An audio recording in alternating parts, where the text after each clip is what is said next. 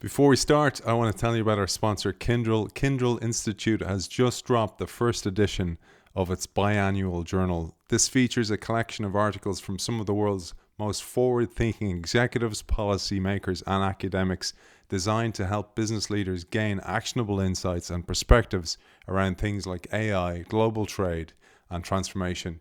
You can check out the journal and find out more information about the Kindle Institute at www.kindle.com/institute or find the app on the App Store. Why do women equate self-denial with being good?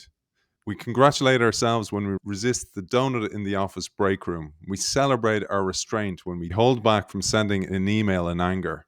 We put others' needs ahead of our own and believe this makes us exemplary. Our guest today explains that these impulses, often lauded as distinctly feminine instincts, are actually ingrained in us by culture, lust, gluttony, greed, sloth, wrath, envy, pride, and maybe sadness too. They're the so-called 7 deadly sins, 8 if you count sadness, and they've been used by the patriarchy to control women throughout history. For instance, a fear of gluttony drives us to ignore our appetites, and an aversion to greed prevents us from negotiating a better salary at work. It might sound familiar to a lot of our audience. So what would happen if we stopped trying to be good? That's the question she asks, and it's a pleasure to welcome the author of the instant New York Times bestseller, On Our Best Behaviour, Elise Loehnen. Welcome to the show. Thank you. Excited to be here. Elise has a magnificent podcast as well that I'll link to in the show notes. But let's start with a moment that I am so sure many of our audience have experienced. It was a panic attack for you, because it seems that this is a common problem with many people trying to live up to some ideal that's usually not theirs. Yeah, I opened the book with an event that's unfortunately become quite common, less common maybe in the last few years, of breathlessness. I am a chronic hyperventilator. A lot of people have what I have and don't actually know that it has a name, but it's this feeling that you just can't take a deep breath. And it's not the panic of breathing into a paper bag that we see on TV. It comes with a tremendous amount of fatigue, and you're yawning and you just feel like you're slowly suffocating and dying. And it can go on for months.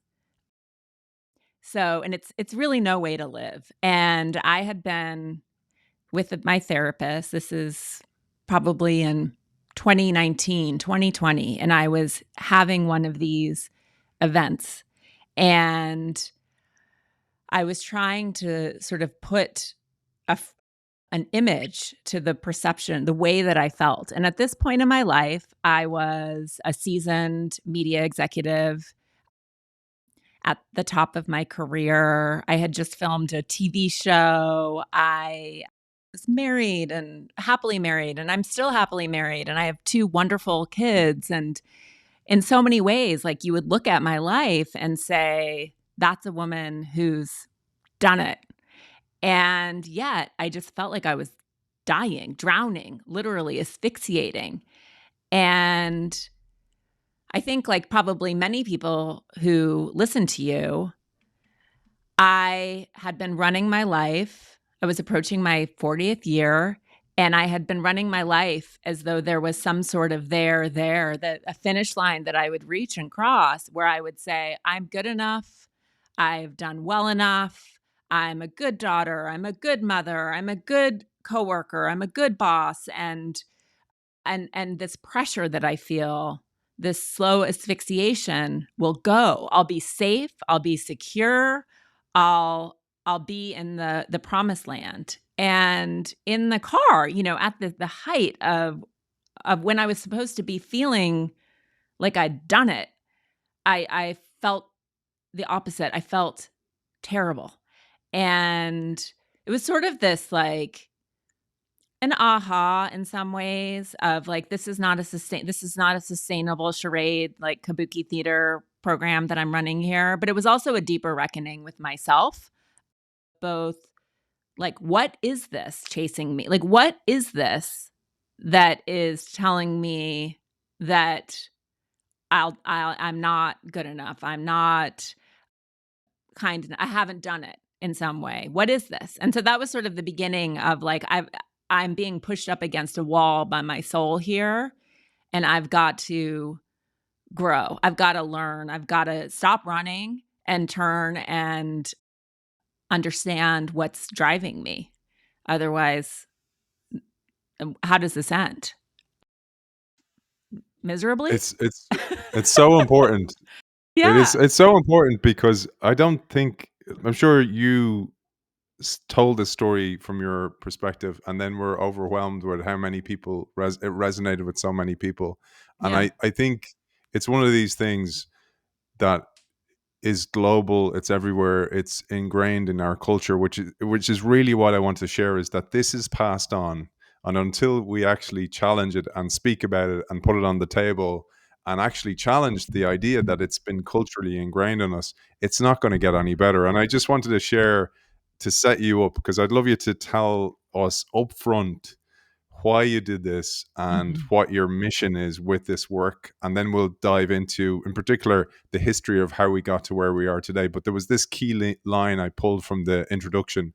You wrote that we all struggle to be known, to express the truest, most tender parts of ourselves, to feel safe enough to bring our gifts to bear. We wonder, who am I? What do I want and need? How do I find my purpose and serve? Our greatest imperatives are to belong, to love, and to be loved in return. Yet life gets in the way. I thought that was such a powerful paragraph that I just pulled, and it might set us up then to talk about what your mission is.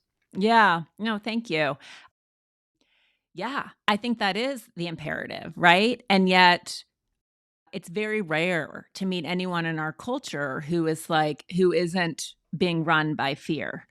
And part of this is biological, right? We're constructed. It's just sort of hardwired into us. This is how we survive and how we have survived. And you could think about our forebears and say, well, the ones who really learned the game are the ones who were alive to pass on their genes. Sure. But the reality that sort of that fear, even though we're not being hunted by, 300-foot eagles anymore, is still in us. And I think depending on where you exist in the power structure of the world, it's more pronounced for, or it shows up in different ways. And I think for women, that's the core thesis of On Our Best Behavior, is that women are conditioned and programmed for goodness. And I put that in quotation marks, to perform our goodness in the world, while men are conditioned and programmed for power and to perform that power in the world. And both are incredibly insidious. Men, I think, are it's a devastating mandate, I think, for men, and we can talk about sadness at some point. But the way that this shows up for women is that goodness, which is, I'm not talking about sort of the internal goodness that belongs to all of us, that's sort of our birthright and who we are, really believe in the goodness of people. There's a lot of shadow. We can talk about that too, but I believe we're all wholly good.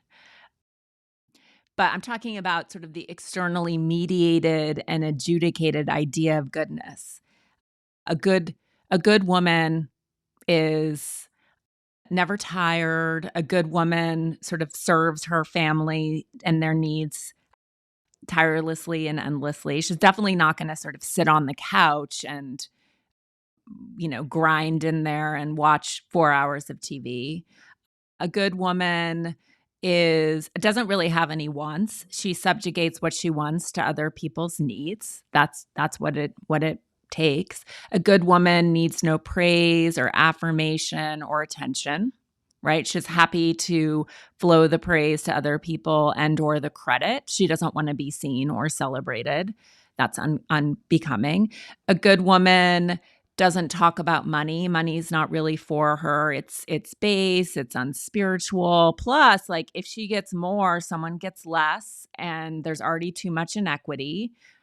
A good woman is small and constrained and incredibly disciplined about her body. It's like it's going to conform. She's going to spend a lot of energy making sure that she has a good body and that she's not a tax on the healthcare system or unruly or out of control, right?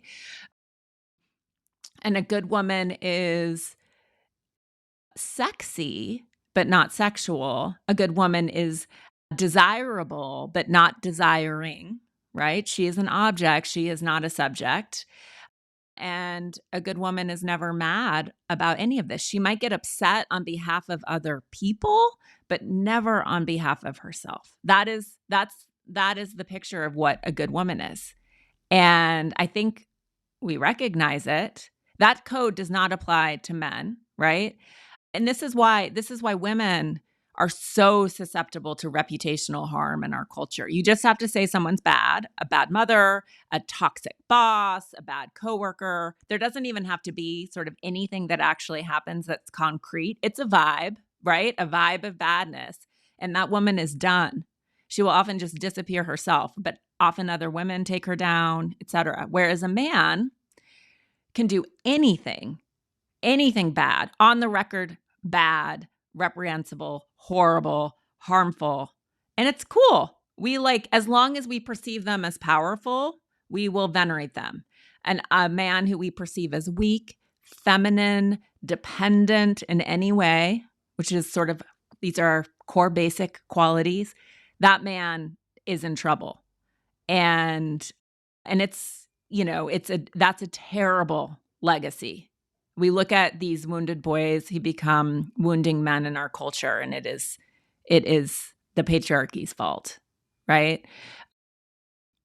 So anyway, I don't even remember what you asked me. I just decided to give a mini TED talk, but it's perfect. Okay. It's perfect. It is a cultural story. It's a cultural story. It does not come from inside of us. It is an external, other-oriented way to behave in the world. What I find it so interesting is we talk a lot about strategy on the show, and you talk about how we got to strategy today. So strategy, the way it was done in the past, is no longer fit for the way the world works today. And I see this as exactly the same template, in that we got to this point, and the people who made up the culture and the way things are done, did it for a time that no longer exists. And actually, we're stuck with that legacy. And we're stuck with that legacy so much that it's in our genes, it's epigenetically passed on. And you wrote that the late visionary anthropologist Ashley Montagu talks about humans as having first nature and second nature. Our first nature is who we are at our root, our most whole, our unique genetic design and natural instincts. But it's our second nature, this cultural programming, that actually is at fault for where we are today. And I'd love you to take us on a whistle-stop tour of how we got there. Yeah. Ashley Montagu, he was amazing. And he wrote, I think the book was called The Natural Superiority of Women. And it's about, women outlive men. This is in the 50s. So, and it was just like, guys, we're constructed on our whole culture is constructed on a myth of sort of the fragility of femininity, and it's not accurate. So, and we know this more and more, but this is how culture is created and then passed down to us. And we think about something like patriarchy, and we say, well, this is how it's always been and how it always is. And women are these sort of feeble cave dwellers who were nursing babies while men were out there being valiant hunters. And this is just fact. And the reality, as scientists continue to do their work, is that that's not fact, actually. We were way more affiliative, which makes complete sense, right? You're trying to survive. Able-bodied adults are out there gathering calories. Grandparents are taking care of children and foraging, right? It makes complete sense. But yet this is the story that we get, Man the Hunter. There was a symposium, I think, in the 1960s where scientists presented evidence of this idea, and it fit the culture at the moment, which was right out of the 1950s, and then it stuck. and we have just imbibed it as nature, but it's really culture.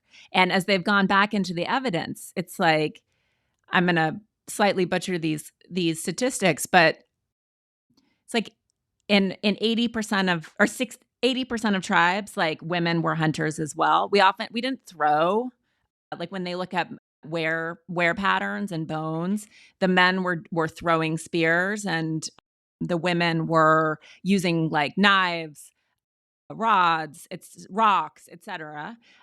But we were out there as well. We have more endurance actually than men. You see this in long distance running. And I just read about this woman who, I think she Irish. She might be Irish, but she won this like one of those mega marathons, like the 260-mile race. And the next person was like 14 hours behind her. She was already home and she did it while breastfeeding her baby.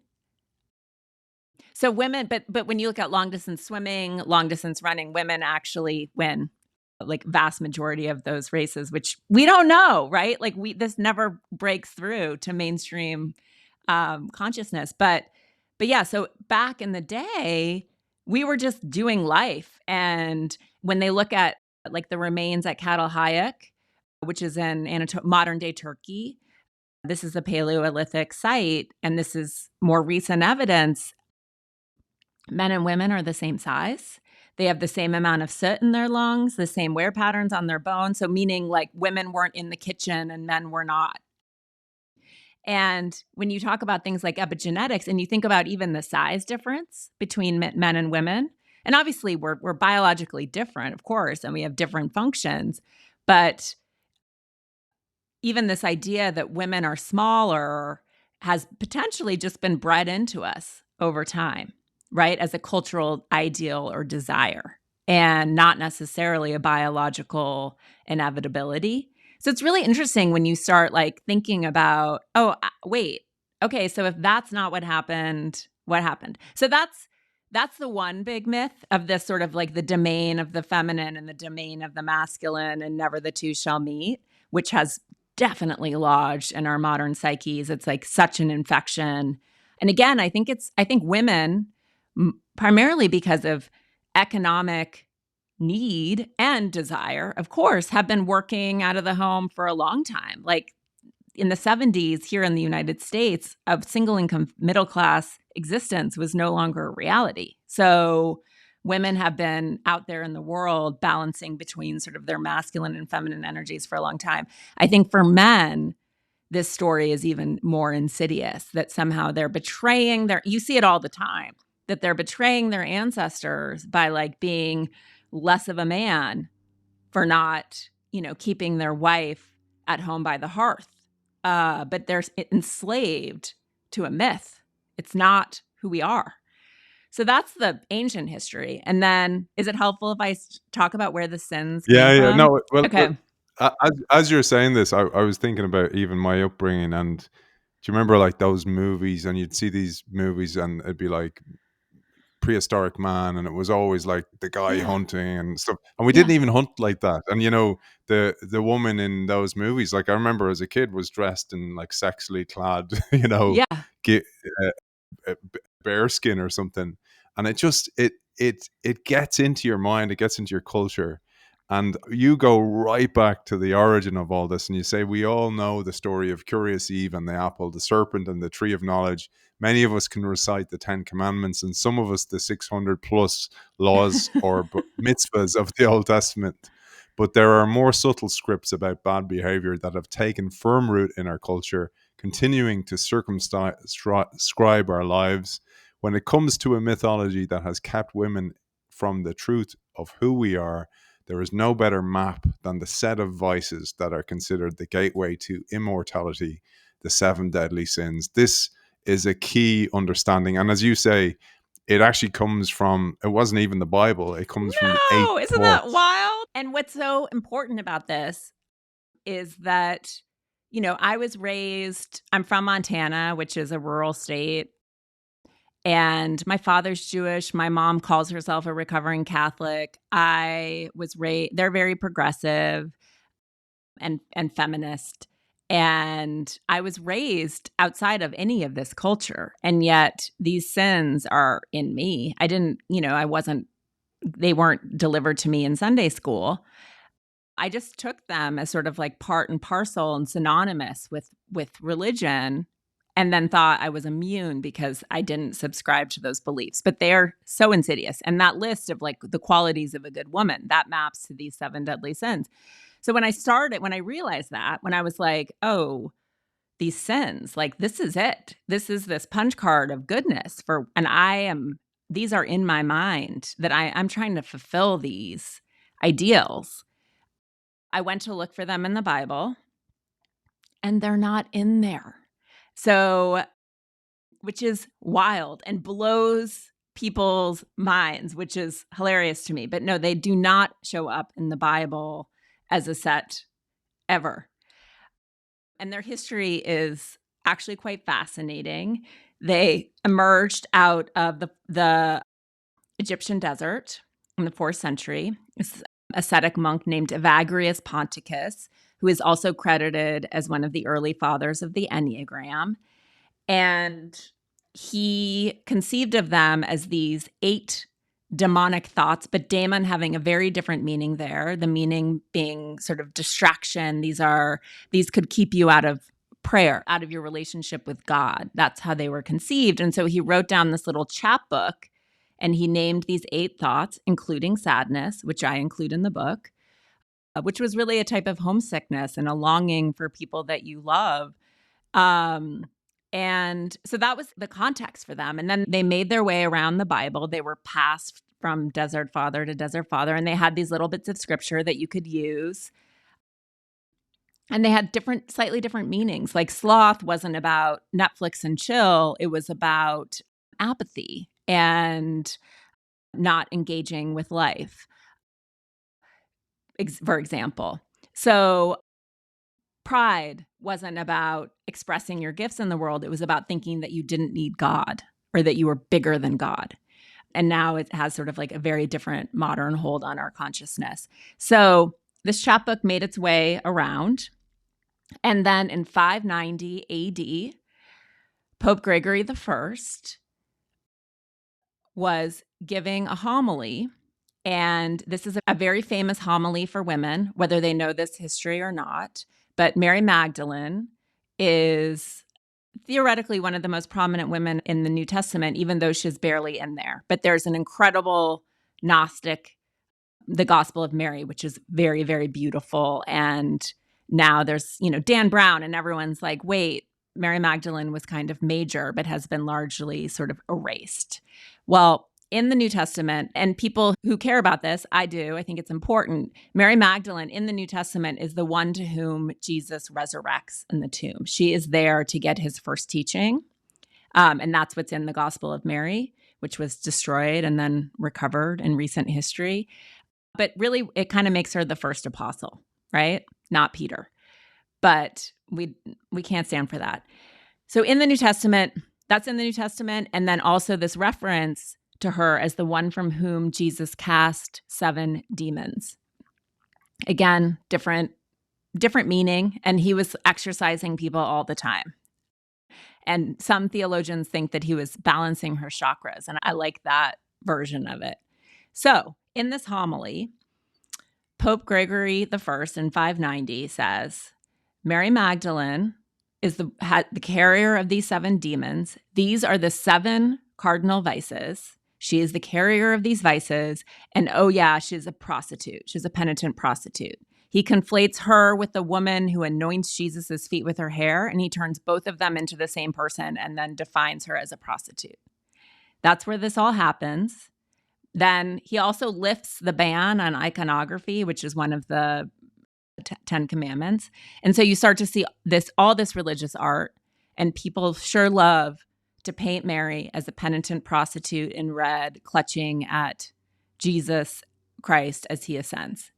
And so she wore that reputation, one of the most prominent, the Virgin Mother and the whore. She wore that reputation until I think 1980. They were like, oh, we kind of messed that up. She wasn't actually a prostitute. And then in 2016, Pope Francis made her the apostle to the apostles. But we know about like reputational harm in women. So that's where it started. Mary Magdalene, carrier of the 7 deadly sins, that whore. Wild, Yeah. right? It's wild. I can't remember who said this, but it was like, you are who Google says you are. And it's like a modern day version. But like, when you look at even the state of misinformation today, and you go, that's a product of too many outlets, too many, the internet, social Yeah. media, and misinformation can spread like wildfire. But when you think about, well, the original information could be highly edited and highly controlled, which it was. And I love what you say. The Bible is the product of centuries long game, a centuries long game of telephone, Yeah. edited by men according to their preferences, and also their control preferences and what suited the narrative and their status, and lots and lots of information from that. And for people who are religious, this is not an attack on the Bible at all. I don't want anybody to think that. If you just get above that and go, this was a control of information, and the information has been passed on and is in our culture, it's in there, and it's very, very difficult to rewire that. Yeah. I think for people, and I have come in my later life to love Jesus. I'm unaffiliated, but I am a deeply spiritual person. And it's important to remember Jesus didn't write, he spoke. His words were written down 100 years. They think it's like 90 years after he died is uh, the first scripture was written down. This isn't like, and then there's a great theologian, he's at Princeton, Bart Ehrman, who writes books like Misquoting Jesus and whatnot, fascinating books, but essentially about like this belief in the inerrant word of God. And he's like, friends, he used to believe that in his upbringing. He was like, there are more mistakes in the New Testament than actual words, because this is passed on and hand translated, and people are like, there's some famous mistranslations, for example, even with Mother Mary. I can't remember the original word, but it's like Beulah, and then it means young girl, but it was translated as virgin. There's like sin and porneus and like poreas. I can't remember the exact words, but one is sin and one sexual sin. That was introduced into the Bible in a mistranslation, for example. So I also am a person of faith, but I find like going and actually interrogating as close to the original intent as possible is far more interesting and helpful and Important. It's yes, so important to yes, question things. And this is one of the things I loved about the book, is the need for questioning. And if anybody doubts that, like, I always just go, look at Netflix, look at a foreign language episode of something on Netflix, and look at the English translations, and be sure that they are miles off what the person's actually said. I speak fluent French, and I see this all the time. I go, I'll often be that I'll be that guy who goes, that's not what they said. yeah, But you go, well, if that's in the modern day with the technology and the understanding we have, when you're playing this game of telephone, you're bound to have gotten it wrong. yes, But I wanted to bring it back to a really, really, I thought, so important thing. We spoke, Elise and I spoke off air, and we're talking about epigenetics and how fear can be passed on from generation to generation. And I thought of that when I read about what you wrote about the witch trials, which is, I'm so saddened even reading it. yeah. And this, you can see if you read, I'll just read this little paragraph to set you up and Please, go, well, how does this infiltrate culture today, and particularly women? So under extreme torture, women betrayed each other, friends turned on friends, daughters turned on their mothers, and they came to learn that glancing contact can be dangerous. It's best to keep to your own. And Elise says, I have to wonder if the emotional sediment of this is one of the reasons women today can be wary of each other and are often willing to watch each other get cut down. And this trauma is in our DNA. I suspect this fear is one of the reasons we self restrict. We continue to hold the line, enforce our own smallness, and struggle with the idea that we'll be called out, put back in our rightful place, or blamed. And That's not just thrown out there. That we have absolute evidence for this. If you're from an area that had experienced disease in the past, Robert Sapolsky told us this on the show, you will be more xenophobic because you're not open to people coming in because they could be bearers of disease. So absolutely, this can be passed on from generation and Yeah. generation. And then culturally, it's emphasized that this is the way to be. Yeah. No, and I think about sort of where you live and different parts of Europe. You know, we talk about the Salem witch hunts and 25 people died, but in Europe, 100,000, they still don't quite know. There were, you know, you'll hear people say 1,000,000, that's too high, but 100,000, mostly women, mostly older women, were murdered and hunted and burned. And that is wild, these witch crazes. And we see this sort of scapegoating mob contagion. We were talking about the work of Renee Girard earlier. This scapegoat mechanism has existed in our DNA forever. But this was such a very specific, pointed attack against women and somewhat exceptional women. You know, often it was widows who were, wise women, healers. And there were sometimes sort of capitalistic concerns for this. Like they wanted to essentially take the property of these women. Men started to wanted to be the healers. The priests wanted to be the healers. So some of these women were threats to sort of patriarchal power. But this idea, like the word gossip, for example, the etymology is godparent, right? So it was this, again, going to this idea that we used to live communally, pass information, share with each other quite openly as a means to survive and build community and belonging. And that's how we got through life, right? That's how we are wired to get through life. You think about the loneliness epidemic and the lack of connection that is killing us right now, even though we have all the creature comforts we could want. But so gossip became sort of an indicator. Women talking was an indicator of like witches. And so, yeah, I think we became incredibly nervous of each other, both that like your reputation could imperil me and my loved ones. And I have to imagine that this is part of the reason that there's so much women on women hate and how quickly we are the ones to sort of like get the stakes and go after each other. And I write about this at great length in the chapter on envy, which is always the chapter that women really, really want to talk to me about. But I think, and I just want to say it's so fun to talk to you because I have talked to so few men about this book, in part because I don't want to believe that it's not that men are not interested in women. I think that they are.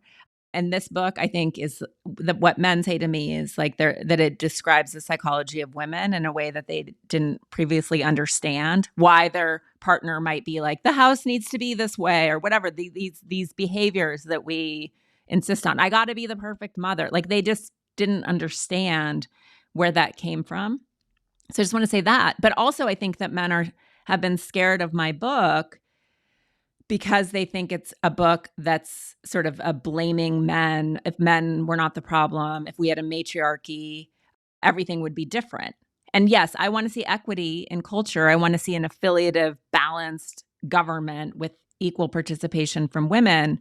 I don't think that we actually, when we say like, we want a matriarchy, I don't think anyone really wants that. I don't want a dominance-based, oppressive structure with women at the top and men at the bottom. Like, same thing, different day, right?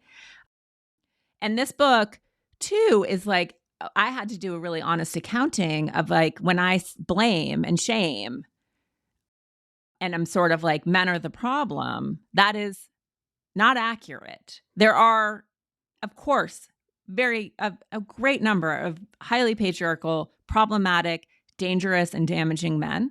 There are also a lot of very patriarchal, damaging women. And what I want with this book is an act of a responsibility of we are participating in this culture and creating it and promoting it and consistently not only taking it on for ourselves, but pushing it on each other. We're not only just modeling it for our daughters and our nieces and our friends' kids. We are enforcing it. We are policing ourselves and we are policing other women. And if we can become conscious to what we're doing, I think that would be greater progress than trying to convince Donald Trump not to be such an asshole. Sorry, not to invoke politics, but like that, I think it's much easier to control yourself than other people. It's another way of putting it.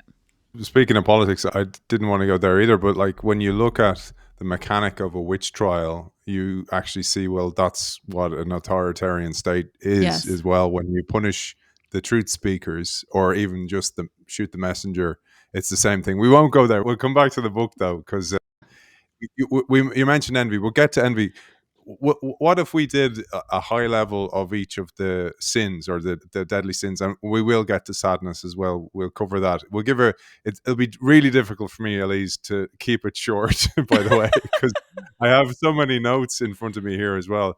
But sloth was really important, and Yes. sloth came to mind in many ways. That I do try and be an empathetic husband or partner where I try to see the other side instead of kind of going, why is she that way? Or why are we so different? Or etc. And one of the ways I became more empathetic, I hope, than before was during COVID, because during the pandemic, you saw a side of your partner that you wouldn't have otherwise seen. When she started becoming extra caring of her elderly parents, and you see it with that sandwich generation, that what I saw most was the emotional weight that she carried to think of, oh, I hope my brothers are okay. I hope my parents are okay. And I was like going, you can be damn sure your brothers aren't thinking the same thing. No. They're not even thinking about this at all. And this weight is incredibly heavy, and it adds to the already very busy lives that you have. And you talk about this in the sloth chapter, the busyness that controls women and has them on the hamster wheel. And it's not just women as well, but it does seem to be a heavier weight on women than men. Yes. And some of that is self-created, and or we're suffering under the burden of, again, being a good daughter, right? Like that's such a cultural idea. I mean, I promote that when I have two boys. I'm like, who's going to take care of me? Right? There's this idea of like, of course, because women are the caring and nurturing ones. They hold that side of what it is to be a human. And so much of that is BS, right? Men are caring and nurturing as well. We're always chiding women to be more like men. Meanwhile, it's like men need to be more like women and let their feminine come up. That's also like one of the only ways we'll ever achieve equity, because women are exceptional and we're overburdened by all of these things that you just mentioned. And then some of it is that you labor under these external standards of being a good mother and a good partner and what that needs to look like, which is so onerous, but also self-created. And for my husband, for example, so for context, we both work full time. I'm the primary breadwinner, but we're a two-income family, and he's a great dad and very engaged. But of course, I do 70% of it. He might dispute that, but it's true. I'm the one thinking about everyone's doctor's appointments, including his. And he's at home picking one of my kids up from camp. He's back with his mother and he's like, oh, my mom was asking who should be the power of attorney, but probably not me, right? I'm like, obviously not you. It's your sister or it's me, But when we're laughing. I'm sure you booked the summer camp, by the way, right? Oh, yes. And did all the packing. And then I got there and then they were like, he needs to pass a swim test. This is a camp my husband went to. And he's like, I was like, you didn't tell me that he needs to pass a swim test.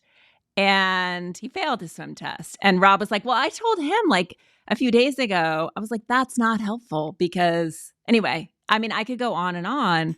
And this is what's really important, is that I am keeping this story going in our family by staking a lot of my identity and my value on being that super mom who takes care of everything. And I had this revelation. This isn't in the book, but it happened shortly as the book was at the printers. I fell off a horse a couple of years ago and broke my neck, and I was completely fine, which is a miracle. I didn't even know I had broken my neck for a week because I'm a doctor's kid, and I was like, I'm not nauseous and my hands aren't tingling, and I'm in a lot of pain, but a story for another day. But when I finally went to the doctor and they made me get they were like, you were unconscious. Like, you could have a brain bleed. Like, you're an idiot. I was like, well, I'm not taking Advil. I was like, I'm not, whatever. It's insane. But anyway, I had a broken neck and I had to wear a neck brace for 6 weeks, and I wasn't allowed to drive. I wasn't allowed to lift anything up. So all the things you would expect when you have broken your neck. I had to sit on the couch, and I could still type and I could still read. But it was really interesting to be present with myself and to be incapacitated and to not be able to unpack, to not be able to do laundry, to not be able to make dinner, to not be able to drive my kids to school. And my husband took care of it.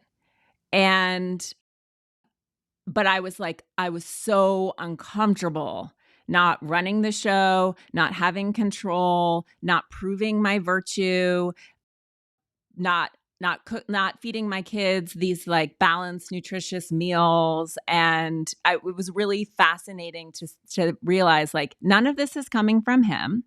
There's no expectation from my husband that our house be spotless and our fridge be full. This is all me. And I am laboring to meet some external standard that I have established. And wow, look what happens when I can't do things. He does them. And without even asking, he doesn't do them as fast as I do, but he unpacked and did the laundry. And so I just started to like recognize if I slow myself down, if I don't insist on responding to every school email within 4 minutes, I'm not going to maybe be the default parent anymore. And they'll call him when someone needs to be picked up because they're sick. And he'll have the logins. He'll have the information to go in and order hot lunch. And I am creating a pattern that I am perpetuating and keeping running because it shores up my identity. And then when I slow myself down and I say, what is happening? Why am I so anxious about not having control here? What am I so scared of happening? What I realized I was really scared of happening is that who would I be? Why would anyone keep me around? What value do I have if I'm not making everyone's life so nice and easy? And this is like very sad work, honestly, like painful work to be like, oh, I've staked my entire identity, all my relationships on proving my utility to other people so that they will love me. And again, I don't think my husband married me because he thought I would make his life nice. I think he married me because he loves me. And yet I have been trying to sustain this story about what it is to be a good woman and worthy of belonging and love. And it's hard work, honestly, but that's sort of what's happening here. And I could be mad at him and blame him until I realize, like, I got to take accountability for myself. This is me. This is like what I have hung my ego on. And it's gotten really, really far in life. And it has an incredibly high cost. And I don't know if I'm willing to pay that price anymore. Amen. Amen. Well, as a husband, I know like my wife's high standards, and I sometimes I think is it a little bit like delegating, and you've got a new person working for you and you're like, I know I'll do it better myself. And but it's not even that you'll do it better yourself, you'll just do it your way. And until you let go of that, you can't grow. Like even as a company, you need more people. That means that it's not going to be done your way. And I'm probably like you. I work for myself, and I like that, and I like being in control of stuff. If something drops, a ball drops, it's my fault. Yeah. I own it. But having other people means I have to manage those people, and it's a little bit like that in the home as well. And if there's a willingness to do the work, like that alone is a start to do the work. But you're never going to do it to your standard because it's you. Yes. That's always what I think. I was like, I'm never, because her standard's like crazy high, and I will do a good job. But like, to your point, I would rather have her and watch something on Netflix, not like for 4 hours, but something, and actually be present in that moment, than have to be constantly doing things. And I struggle, by the way, myself, Elise. I saw this in myself when you were talking about you're sitting there watching something together and you're like hitting off a few emails or whatever, trying to do some work. I'm sure half our audience do that same thing, Yes. instead of actually the need to relax and the need to lean into sloth, if you want to even call it sloth. Yeah. No, I mean, it is that multitask that I can't just sit and watch this movie. Like I'm gonna write a board deck and execute a memo. It's just that instinct in me. I'm gonna take care of all these things on my to-do list. And I just realized, as I was like, I don't remember the last time I watched a whole movie. Like it's never occurred to me to do that.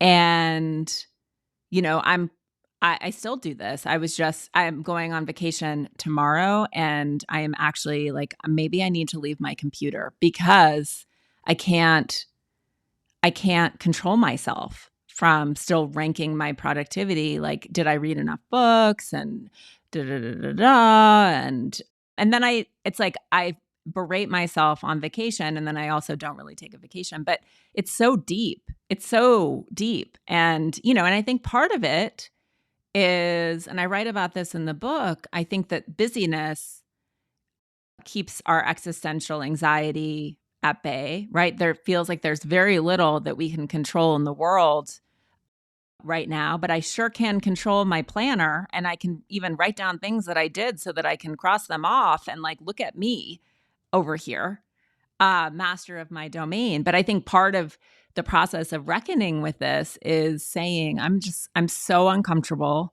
I'm so scared. And what does it look like to just be present with that and to process what's happening in me, and recognizing it's a feeling, it's not permanent, rather than just then rushing to the next thing so that I don't have to think about life. There's a Blaise Pascal who wrote this line: "All man's worries come from his inability to sit quietly in a room," and it's Yes. about that, like that. Until you turn it off, all the noise, all the busyness, you're never going to actually question anything. And this leads us nicely to the next one. You're never going to actually realize, what do you truly want? And I loved what Yeah. you said about envy. It's not a moral flaw, it's a directional signal pointing to our unmet desires. But women are taught to suppress or deny envy to maintain social harmony and avoid the jealous woman stereotype. Yeah. Nice setup for envy. Yes. Okay, so this is my favorite chapter. In fact, when I was working on I was like, I should just write a whole book on envy. And my brother was like, nobody wants to read a whole book on envy. My brother is a book editor. And I was like, fine, I'll put it in here. But this is the gateway to all the other sins. And what's funny about this chapter is that I sent it to my editor, and I was like, this is it. Like, this is the sort of like heartbeat of this book. This needs to go first. Sloth is actually the first chapter. But she was like, I hate this chapter. I don't have any envy. I don't relate to this at all. It was so triggering to her. I was like, okay, you sit with it. I'm going to keep moving through my process. I will make this chapter last, and I will spend the entire book proving to you that envy, if we can resolve our envy and understand what it signifies, a lot of stuff would resolve in turn. And because she was like, I don't have this, I don't feel this, da, da, da. And sure enough, as she let it settle into her psyche, she was like, holy shit, Elise, it's all over the place. I you're right. So in a triumph, envy is the second chapter. And it's the chapter that everyone wants to talk to me about. Women want to talk to me about, because it really is the primary source of the women on women hate that we experience in our daily lives and see all over our culture. And it started with, I don't know if you've had her on your show, but Lori Gottlieb, who's a psychotherapist who wrote this book called Maybe You Should Talk to Someone. And she used to be a TV writer. She's just she really can like tell an incredible story. And the book is about sort of the lives of several of her patients. But there's this small aside. It's not even a theme of the book, but it's just one of those sentences that stuck in my head, and I couldn't shake it. And it was that she always tells her patients to pay attention to their envy because it shows them what they want. And I had two reactions to it initially. One was, ew, gross, envy. I don't have any. Gross. Which I've done enough therapeutic work in my life to recognize, like, oh, I need to actually look at this because my feeling about this idea is so intense, right? Like I had such a visceral reaction to the idea that I might be envious of someone. And then the next revelation, which was really sad, but has also been confirmed in my conversations with women, I didn't know what I wanted. I could not tell you what I wanted. And this is back when I had, my high-powered full-time job. But if you said, all right, Elise, write down what you want, like many women, all of my wants would have been triangulated through other people. I really want my husband to find like a creative expression for his gifts. I really want Max to get a handle on his ADHD. Like, we got to get a handle, it was all triangulated through other people. And I could not identify what I wanted. And so I sat with what Lori Gottlieb had written, and I was like, okay, let me work with this energy and understand what's happening. And this gets into sort of like classic Jungian shadow projection work, but people definitely understand this mechanism. What I realized is that for women, envy, which is unconscious, we can't look at it, we can't own it. In my experience, men are much more comfortable being like, I want that. I'm envious of him. Like, I'm going to get that. I use my irrational irritation toward other women as a guide for, I have, and that's actually envy, and I want that. So when I would find myself judging another woman in the culture, and I would say things like, I just don't like her. She rubs me the wrong way. I really don't think her book is that good. How is that book a New York Times bestseller? Oh, her voice is annoying. Why do people like her podcast so much? I don't think she's very good at it. When I would find myself saying these things about other women, either to myself or out loud, it was like, oh my God, that is your envy.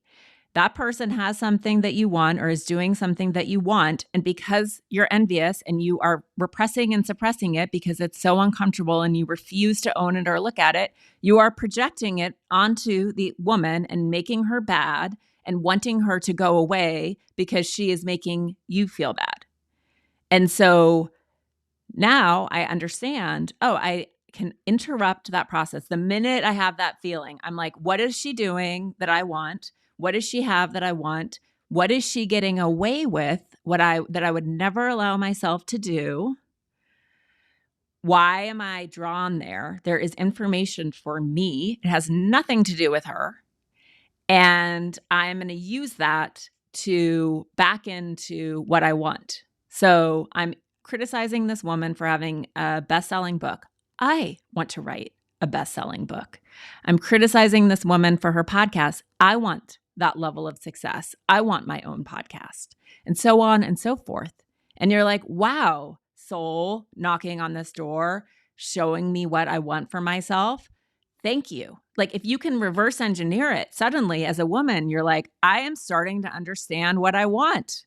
I want to be seen and celebrated for my gifts. I want to sit in a corner of my bedroom and write books.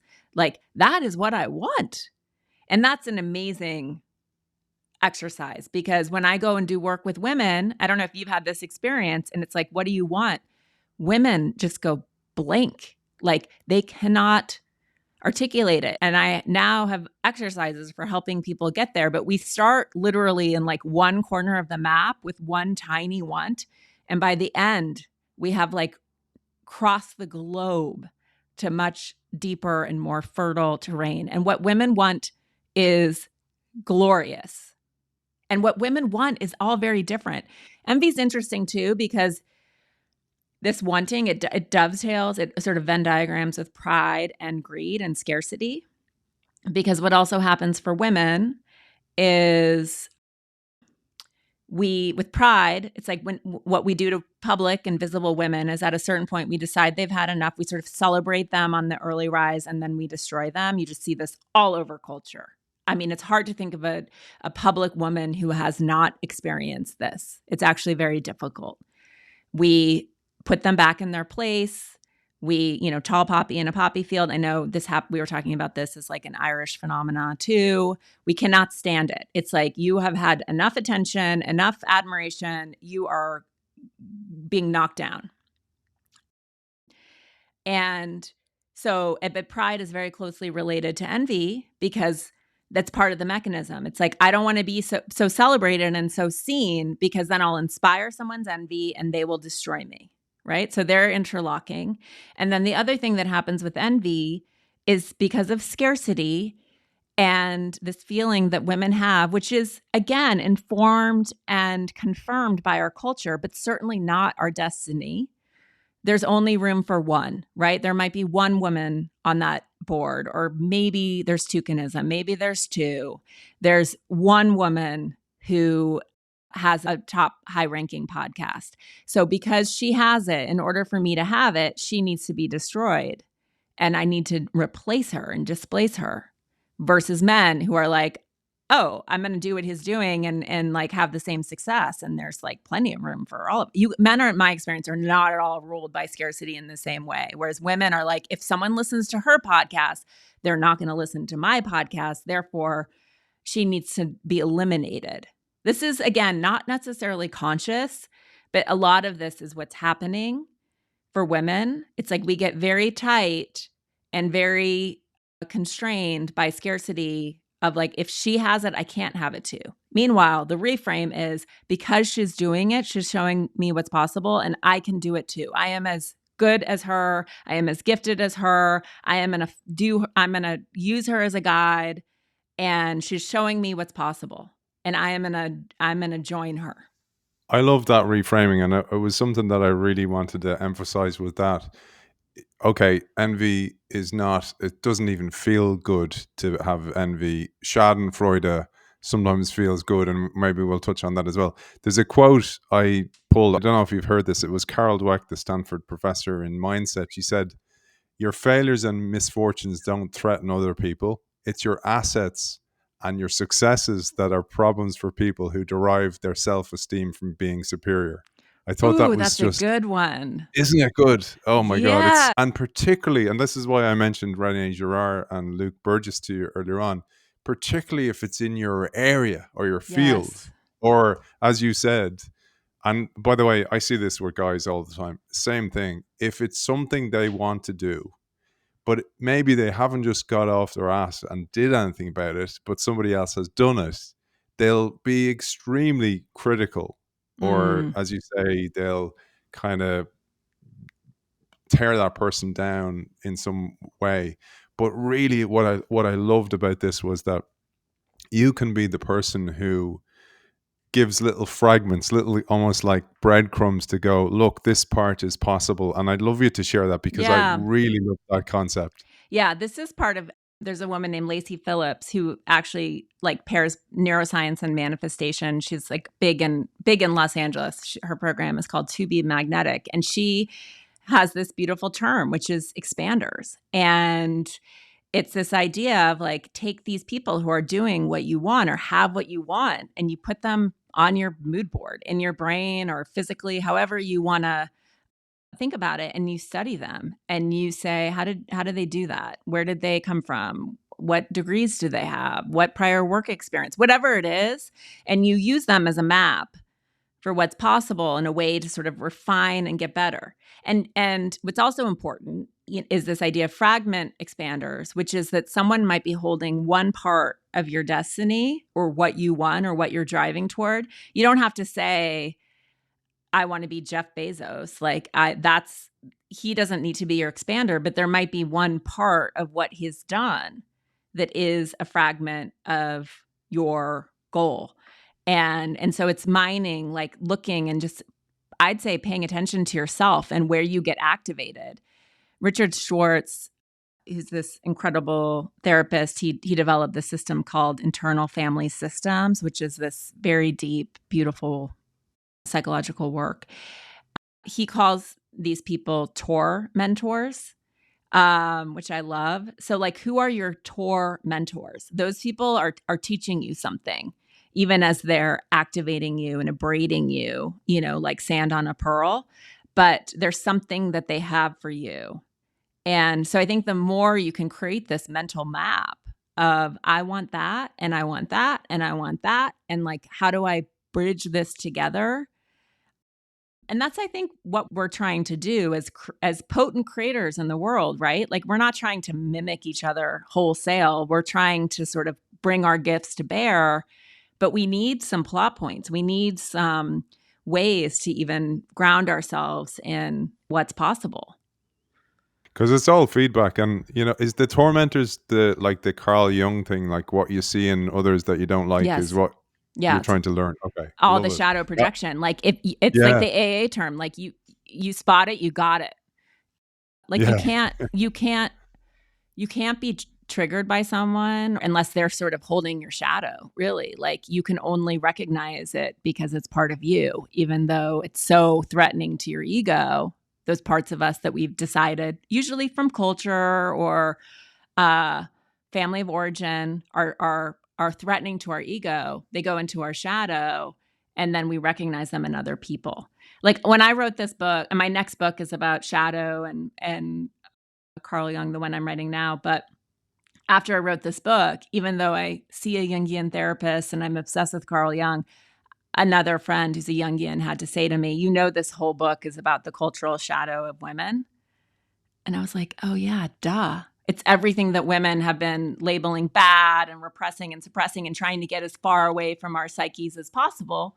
But as we know, like, these are basic human instincts and urges, and they're part of all of us. And there's a lot of freedom and space that comes from saying, oh yeah, I'm envious. Oh yeah, I am lustful. Oh yeah, I have hunger, appetite, and desire. This is what it is to be embodied.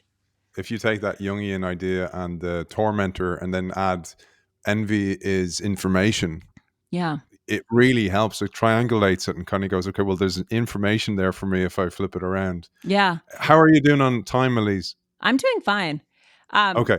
Are you okay for another 10, 15? Yeah. I want to ask, in your work with men and envy, so like, is it conscious for them? Like, can they recognize? Do you find that it's gendered? No, but I mean, I've seen it myself, and like, I would hope that I like that idea of the fragment expander. I really hope to do that with the show, to go, look, this is possible. There's a different way that's possible. You don't have to follow the pathways that life tells you, get a job and stay in that job for X amount of time. I think that world's over. It is over. But I think that sometimes I've spotted where when I've reinvented myself, that others will kind of go, oh, he doesn't have the right to do that. I've been doing this for 30 years or whatever. And you kind of go, but like, you've done it in the same way everybody else has done it. And one of the things that I'd love to ask you about is, one of the things I love about reading a book like this and then mixing it with your own experiences, I really found that it's only really when you accept who you are, flaws and all, and do it your way that's uniquely you, do things start to happen in the world. Yes. Isn't that true? And yet it's so scary, right? This work is so threatening to who we think we need to be in order to be safe and all these things that we've been talking about, right? To get approval. That's really how women are wired, is like, I need approval. I need to belong. Like, social ostracism, exclusion is paramount to death, right? Even as like here in the US at least, more and more women are like, wait, actually, I don't have to get married. Like, I can choose something else. Like, I can choose to be excluded from sort of like the primary traditional social, and I'm fine, which is shocking. On that though, as a Yeah. man, I find women who have chosen that path a lot are sometimes apologetic about it, or will address it before you do, or might think you're thinking about it. And I think that that needs to change as well, that they shouldn't feel to be almost apologizing for not following the beaten path. Yeah. No, I know. Well, and I think that when you choose that, or when that's what you're living, you are, yeah, you feel probably, I'm sure that there's parts of you that feels like a pariah. I mean, I'm one of those people who, I'm middle aged now, but when I spent my 20s largely single and really thought I would never get married because I lived in New York and I dated everyone. You know, you'd go to a dinner and it was like, oh, you want on a date with him? Did that like weird thing happen? I mean, that was my reality. Um, and, but the stories that I had about that and that other people had about that, like what there's must be something wrong with her. And like what's like the diagnosing, I think, that happens to women, far less to men. It's like completely understandable to people why men would choose to just, have a lot of partners and have fun. I think you're Which is seen like a defensive, badge of badge. honor for a man, and Yeah. even by women, I think, that they would appreciate that. Obviously, they don't overdo it, and they stop doing it when they've chosen you. But it's Yeah. seen almost like Oh, a totally. popularity thing. The really interesting one thought I'd share with this. It came to mind was with women. I learned French, and one of the things I thought this would never be useful, but we looked at the origin of a lot of nursery rhymes.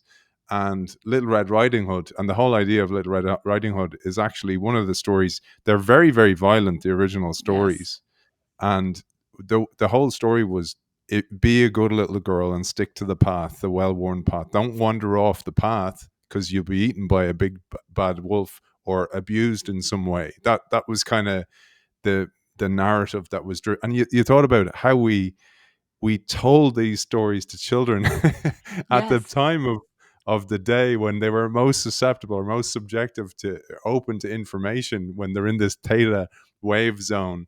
And you just go, it's no wonder we perpetuate these Oh my ideas God. into culture. Yeah. And I write a bit about fairy tales. I'm obsessed with fairy tales and old wives' tales because so many of them were sort of the provenance of women and passed down. And there are lots of really beautiful ones, but the ones that like the Grimms made famous and collected and collated, of course, it's always the men like commercializing the work of women, are very violent, very scary, very dark, and often involve rape and also evil stepmothers, which is the evil older woman. I think a lot of them originally it was the mom, but then it turned into the stepmother. But it's pretty weird when you actually start. And I know people have started thinking about a lot of these stories and been like, what are these archetypal ideas that we've been passing down about that? And again, it goes to this idea of witches, but like we're so terrified of old women in our culture. No one wants to be one. Whereas men, sort of the patriarch, the wise professor, priest, judge, and yet there's no archetype for the crone. That's what we call her, which with etymology is carrion. Is that the origin of Karen? No, exactly, right? It's a whole nother thing. But yeah, there's no archetype. They've been sort of turned into these like violent towards younger generations, fearful of losing their beauty. I mean, it's all there. It's just all written for us. If we were rewriting that today, it wouldn't be a stepmother or the mother, it'd be the mother-in-law. The mother-in-law, exactly. It's hilarious. I love to get to sadness. So how about we'll just do Pride, and I recommend people read the book. It's so important to read Thank this you. book, and just hold a mirror to yourself, whether you're a man or a woman. Like, this book is useful in every aspect, and I don't mean just for a man to help you maybe be a better partner or a better dad or a better son or whatever, but actually for yourself. So I think this it goes beyond gender. The book actually goes beyond gender, and it makes you question a lot of stuff. A lot of stuff is regardless of gender, very, very useful. Thank you. And pride is such an important thing, because I was saying this before we came on air. I do believe in Ireland we're very, very keep the head down, say nothing. And I was telling you, we literally have a saying like, say nothing, say nothing. And it's almost like, don't put your head above the parapet, because maybe you'll get shot down. And you talked about, well, that literally happens for women. And I thought about, and I wanted to really just share this one, because I'm sure so many of our audience are women and they work in the workplace. And you say confident women are labeled as arrogant or unlikable, while modesty keeps them invisible. And this manifests in the workplace with a bias against women who self-promote. Yes. And I thought that was so important, because I see that so much, Elise, where I will say to somebody, a woman who has a brilliant thinker, and I go, you should write more. You should write a book. You should start a podcast. And go, oh, no, I couldn't do that. And I go, why? Because you are brilliant. And I even see it, Elise, and I'll share this with the audience. The show's booked out for years. Elise and we contacted ourselves. We were in touch a year ago. The show's booked out for years. But oftentimes when I ask a brilliant woman to be on the show, brilliant author, she'll go, may I ask why, or where did you hear about me, or start asking questions. What's the size of your audience and all this kind of stuff. You ask a guy, he's like going, sure, what time? Yeah. And so you have a totally different leaning into that promotion, even when it's something like, you've written this brilliant book. And I just thought that needed to be addressed, and no better person to ask than you. Well, thank you.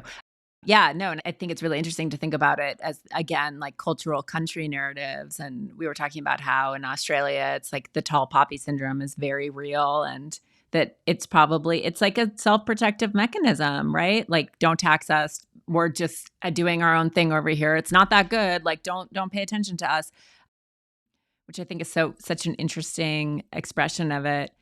But yeah, I mean, like, there was a certain set of books. I feel like it was such a theme and culture around when the inequity and pay gap started to emerge, which is obviously far more nuanced than it was initially presented to us.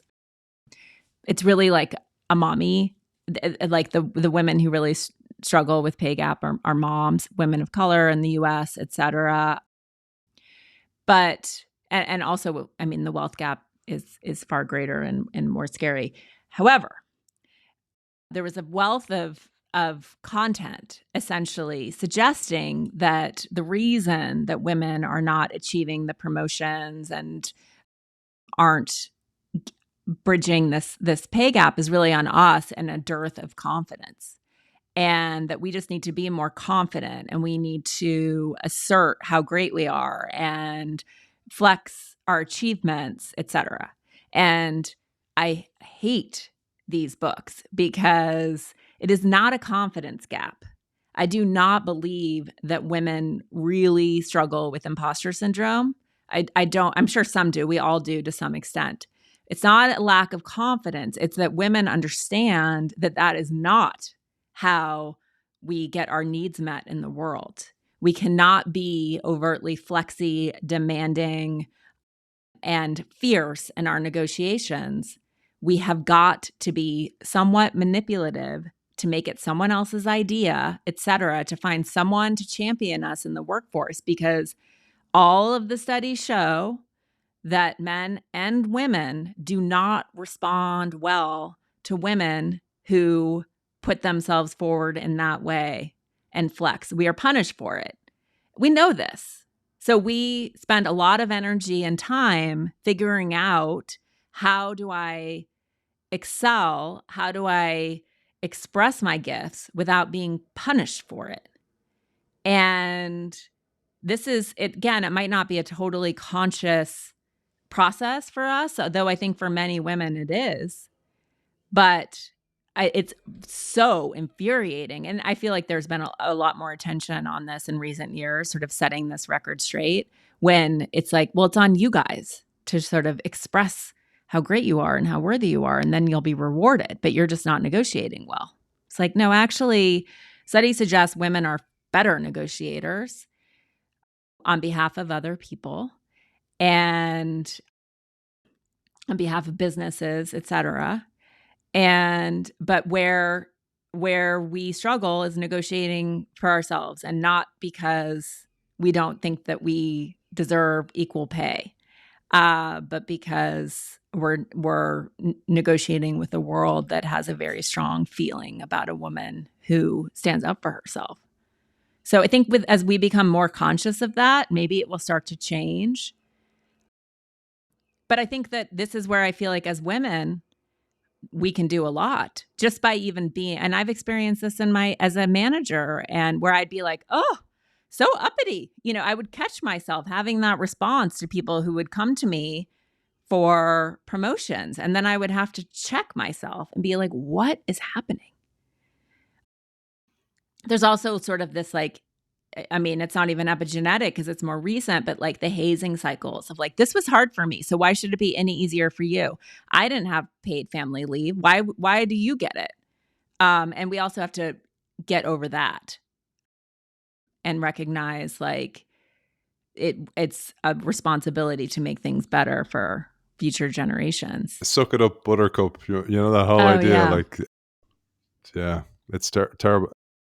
The thing that came to mind was the Oprah quote. I wanted to this quote is brilliant, and just on what Elise said there. Just so if you're ever going for a job and a promotion or negotiating pay, Elise reminds us, a HR director shared this, that most women won't actually go and negotiate for themselves. They won't go, actually, I want more or whatever. So next time, do it, because this HR director you were saying, Elise, wanted to tell people, please ask me for more. I actually can give you more, but you got to ask. I can't suggest it to you. Yes. So that really annoyed me. Mm-hmm. Oh my God. Mm-hmm. That annoyed me. Yeah. But this Oprah quote is gold.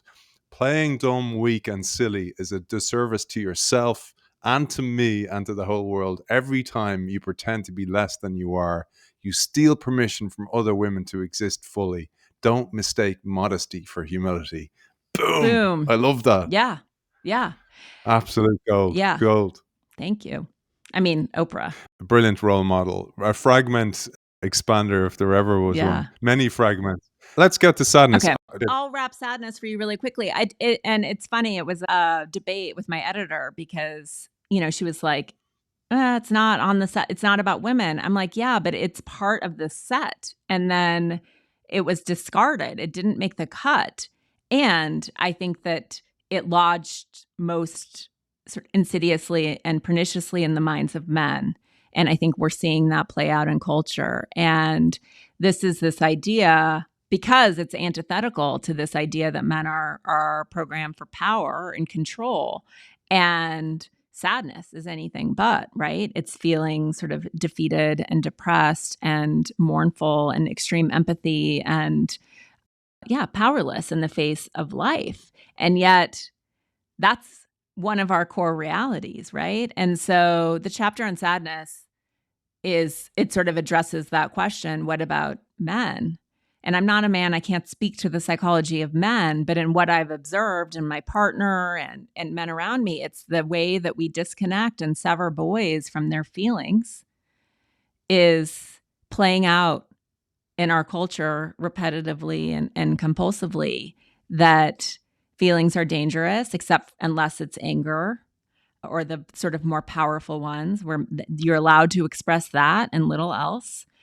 And it's our inability to grieve, our inability to feel our feelings fully is a symptom of a sort of overly masculine culture. And I write about women in this context too, in the same way that this is sort of beyond gender, is that I think for many women, this has happened to me, that as I've been extended in my sort of overly masculinized out there in the world, like in beautiful ways too. And I sort of write about the archetypal qualities of masculine and feminine, and the healthy masculine is beautiful structure, order, truth, the container, and then the structure, the sort of balanced feminine, creativity, nurturance, care. Again, like two parts of what it is to be a whole human. But in my own life, as I've become sort of overly masculinized and I really work hard to try to bring more feminine into my life, I too, it's like I've lost the ability to cry. It's that like I can't cry in front of other people. I can't appear weak. I need to keep it together. Like this happens to all of us. And then we get really disconnected from these emotions, which are present and stored in our body. We can't process them. And I think that right now we are awash in cultural grief. There is so much to mourn and so much loss. And you can't love without loss. And until we get reconnected to that, we're kind of screwed. In some ways, it's like the chapter about sort of the collective more than any other, but how desperately we need to feel our feelings again. The story you told about one of your friends who was a lawyer, I think it was, and she was so busy and she clocked in by the hour that she held in going to the toilet, and she didn't even notice, but she ended up getting bladder cancer or bowel cancer. I thought about that as a metaphor for sadness, that you hold it in. It doesn't go away. No. You're just burying it down somewhere. And that is absolutely something. And I think it's the same thing you're saying about if I'm a man and in society suggests that I should be this powerful kind of Gordon Gekko type leader, and then I show up promoting things like love in the workplace. And I mean, actual, just a whole paradigm. There's a show we had on the show called Leading Through Different Values. It's by Kim Aaron and Jonathan Clark.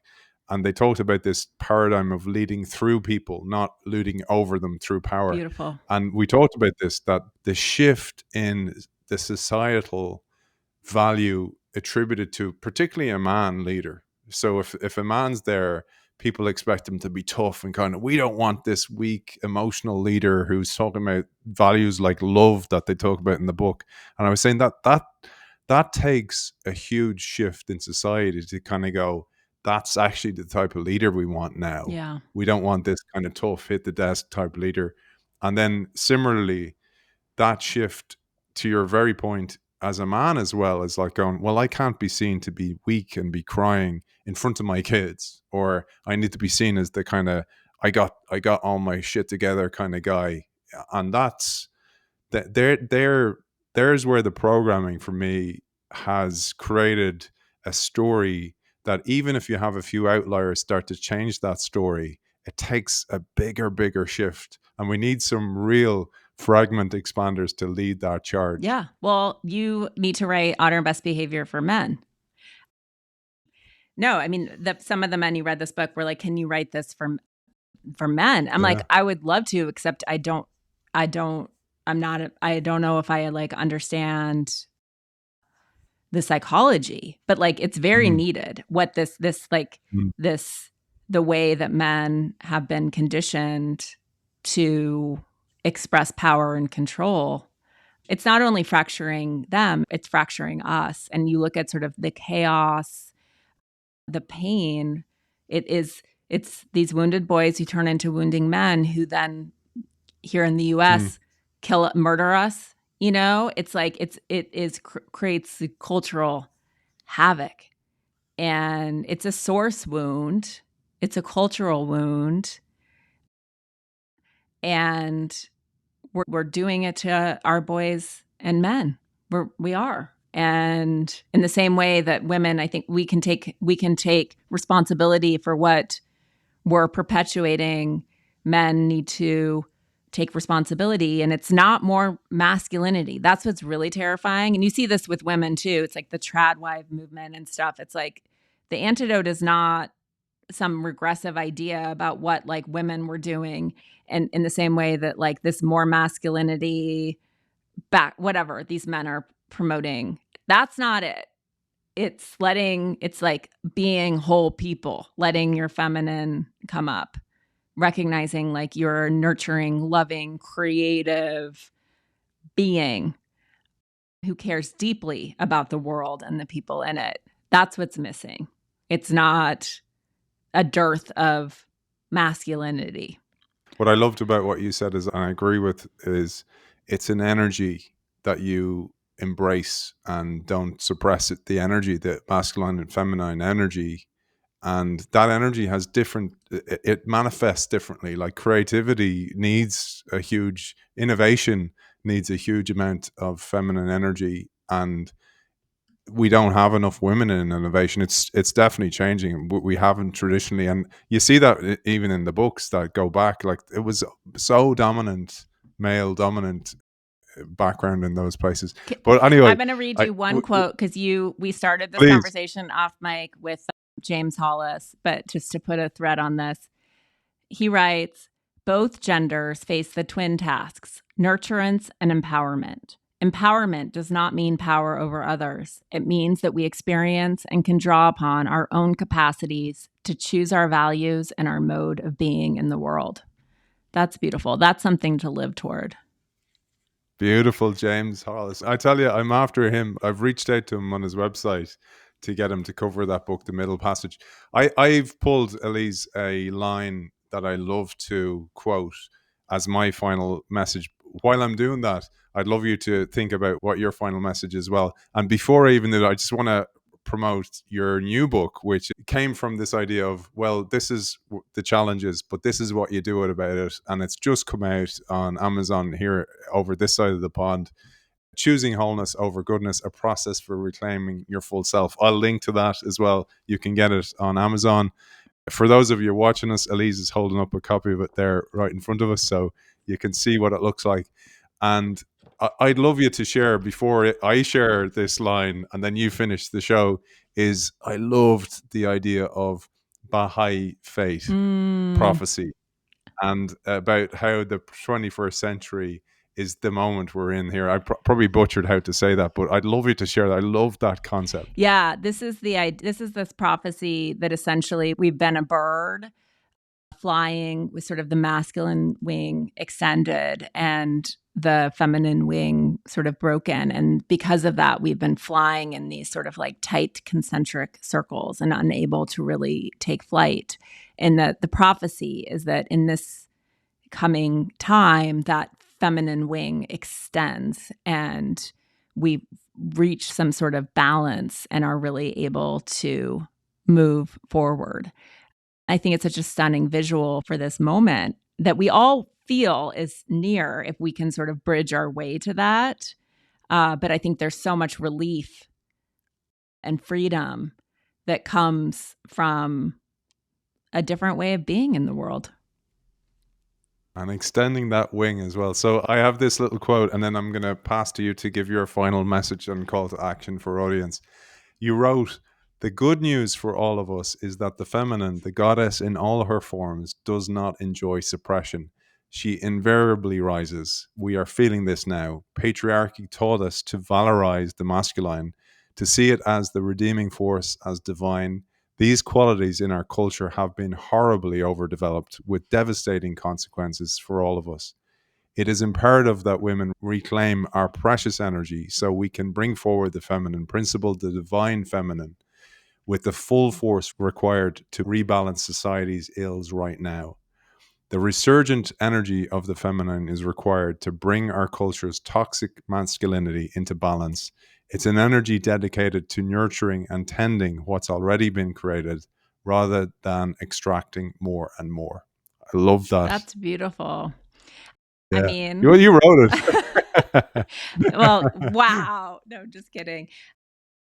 I guess what I would leave people with is sort of what's to be gained from doing this work, and a lot of the work that we were talking about, which is this self-examination process, like tormenting, owning, reclaiming those parts of ourselves that haven't wanted to see, but that are our path to wholeness rather than goodness. And this is a quote from Robert Johnson, who is a really great Jungian writer, and this is from Owning Your Own Shadow. He writes, generally, the first half of life is devoted to the cultural process, gaining one's skills, raising a family, disciplining oneself in 100 different ways.